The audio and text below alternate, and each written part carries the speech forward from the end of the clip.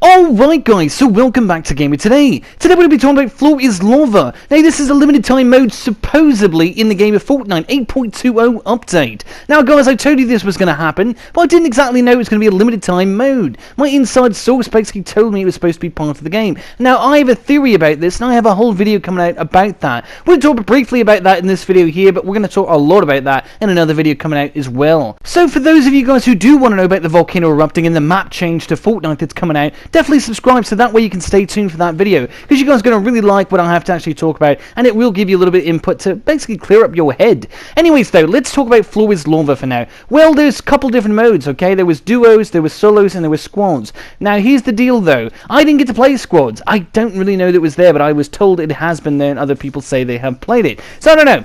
But what I do know is that Floor is Lava is probably the most ambitious limited time mode they have done yet, and I think it's going to be pretty hard to top this from going forward. But, again, limited time mode, in a way, and we're going to talk about that. And Floor is Lava is probably the laziest name you could have probably given it. Fortnite, let's be honest, Epic Games, come on now. Floor is Lava. I know there's lava all over the place, but Floor is Lava. Did you ever even say it out loud? It sounds like a 5-year-old came up with it. Oh, Mummy, there's a lot of lava on the floor. You should call this mode Floor is Lava.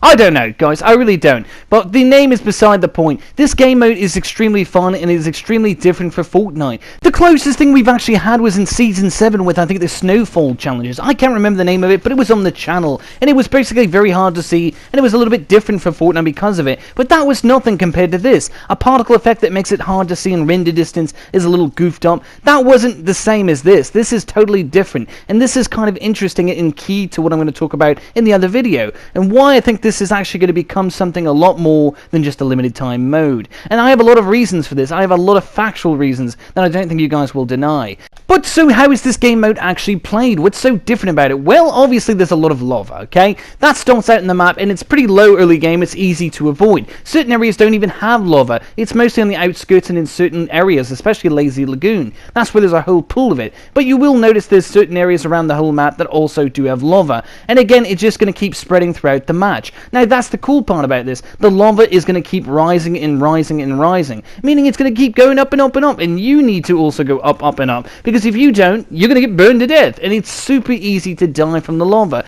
And you Season 8 players already know all this because we have the volcano, we already have lava, it's just not as prevalent, there's not as much of it. And that's where this really shines, because this update takes that little concept of, hey, don't touch the lava, which I'm sure a lot of you guys, as kids, probably played don't fall into the lava, don't touch the lava, whatever it's called. You guys have all played that, don't step in the fire, whatever it's called.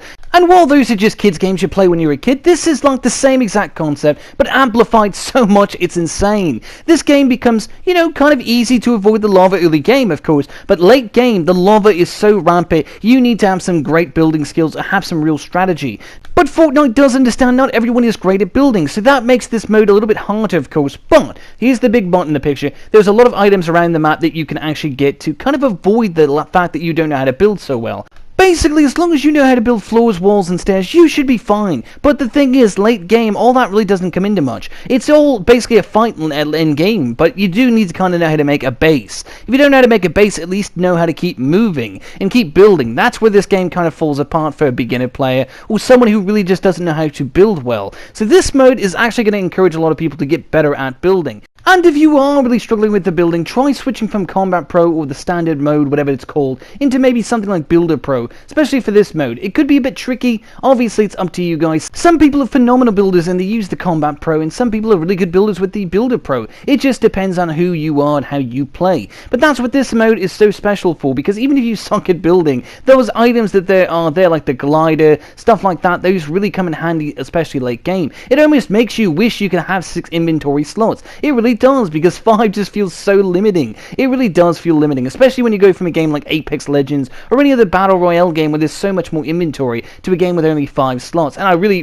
this mode really makes me feel it hard, You guys have to remember that Fortnite Battle Royale is based on Fortnite Save the World, which is a post-apocalyptic game. So this is kind of a really, honestly, it's probably the coolest post-apocalyptic Battle Royale game out there now. Honestly, there's nothing better than this. This is crazy. The amount of effects and detail, the awesome gameplay, what you need to be able to do to actually get a win in this mode is insanity. I myself had a hard time just getting to 5th or 6th place in this mode. It's very difficult. Honestly, I know I'll get a win eventually in this mode. I get it as long as there's enough time to do so, but this mode is very, very challenging. It's all coming down to what you get for early game. If you stay out of those early game fights, you know, you have a better chance of staying alive. Get the most loot you can, but end game, there's no loot to really get. So if you didn't get all that stuff, or you wasted all the stuff you really should have held on to because you wanted to fight early game fights, well then you're screwed. And that's what's going to happen. And it happens to me, even though I'm trying to, you know, not getting those fights, people pick fights. It's so crazy. Like, there's so many people going to the same area as you, and it doesn't matter where you go on the map.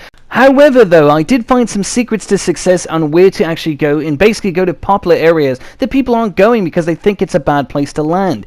One of those super popular spots that you can actually go to avoid a lot of players early game is actually Pleasant Park right now. Nobody wants to go there because it's so low and it's hard to get out of there. So you kind of take a little risk reward. But I will say it's a great place to start, and there's a lot of mountains around it, so if you need to get out of trouble, you could probably do so. Plus, we talked about those items, guys.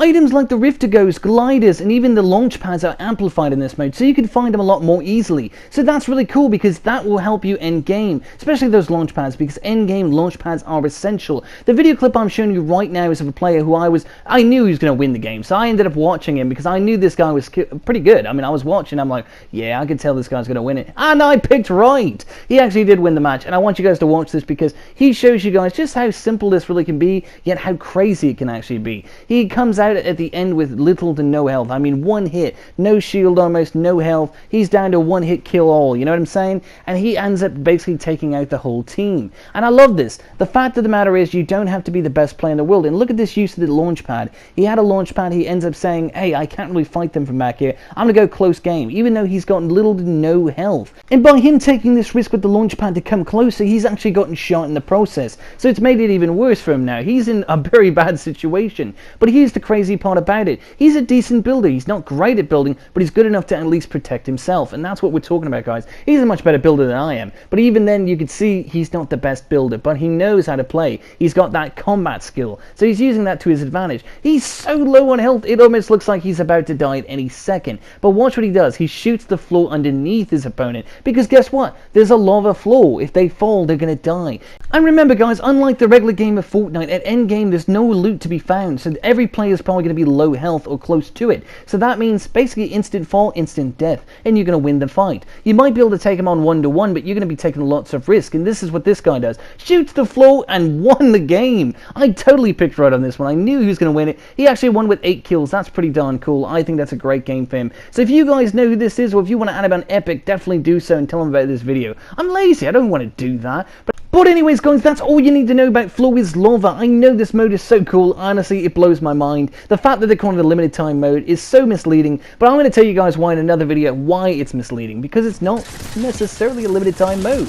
But we're going to talk about how that actually works, why it's not limited. And again, guys, we're going to be calling back to something that happened in Season 7 for a little bit of factual evidence, as well as some things that, you know, Epic Games has tweeted about. Anyways, guys, hopefully you did enjoy the video. Until next time, this has been Gamer Today. Make sure to like, comment, and subscribe. Help the channel. Let me know what you guys think down below. Anyways, till next time, guys.